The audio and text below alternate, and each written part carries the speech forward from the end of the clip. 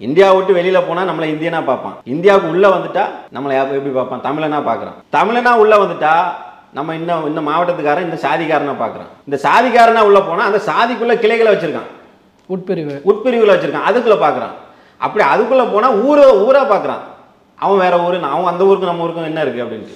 அப்போ இந்த பிரச்சனை வந்து இந்த சமூகத்திலேயே பழக்கப்படுத்தப்பட்டிருக்கு. இது ஒரு பண்பாடாகவே இருக்கு. இது வந்து குறிப்பிட்ட தலித் சமூகத்தில் மட்டும்தான், அவங்களுக்கு மட்டும்தான் இருக்குன்ட்டுலாம் இல்லை. இது எல்லா சமூகத்திலையும் இந்த பிரச்சனை இருக்கு. இப்போ எல்லா சமூகத்தில் உள்ளவனும் இதை உணரணும். ஃபர்ஸ்ட் நாம் யாருக்கு, நாம் இந்த சமூகத்தில் என்னவா இருக்கிறோம், இந்த சமூகத்தில் நமக்கு என்ன அரசியல் நமக்கு நம்ம மேலே அடையாளப்படுத்தப்பட்டிருக்கு, அதையெல்லாம் தெரிஞ்சுக்கிடாம இவன் என்னைக்காவது அம்பேத்கரை வாசிச்சிருப்பானா? அம்பேத்கர் வாசிச்சிருக்க மாட்டான். தந்தை பெரியார் எதுக்கு போராடினாருன்னு புரிஞ்சிருக்க மாட்டான்.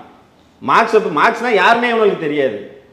அப்போ உலகளாவிய ஒரு தத்துவம் இருக்குல்ல, பொது உடைமை தத்துவம், அந்த மாதிரியான தத்துவங்களை வந்து இந்த மாதிரியான பிற்போக்குத்தனமா சாதி அரசியல் பேசக்கூடிய நபர்கள் எவனும் அதை பேசியிருக்க மாட்டான். இதில் நான் இன்னொரு விஷயம், பாஜகவை சேர்ந்த பாஜகவினுடைய முன்னாள் மாநில தலைவர் அண்ணாமலை அவர்கள் இந்த படம் பார்த்துட்டு வெகுவாக பாராட்டியிருக்கிறார். என்னையவே நான் வந்து பார்த்த மாதிரி இருந்தேன், அதாவது நிறைய இடங்களில் என்னை கனெக்ட் பண்ணிக்க முடிஞ்சதுன்னெலாம் சொல்லியிருக்கிறார்ல. ஸோ ஒரு பாஜகவை சேர்ந்தவர் இந்த கருத்துக்களை வைக்கிறது எப்படி பார்க்குறது? இல்லை, அவங்க அப்படி தான் பேசுவாங்க. பாஜகவை சேர்ந்த முன்னாள் தலைவர் அப்படி பேசுகிறாருல, இந்நாள் தலைவர் என்ன பேசுகிறாரு? இந்நாள் தலைவர் வந்து ஒரு பேட்டியில் வந்து பத்திரிகையாளர் சந்திப்பில் என்னெல்லாம் பேசுகிறாரு? அவ்வளோ வன்மம் இருக்கு உள்ள. நீங்கள் இந்த சமூகத்தில் வந்து இது ஒரு பெரிய பாதிப்பெல்லாம் உண்டு பண்ணலை.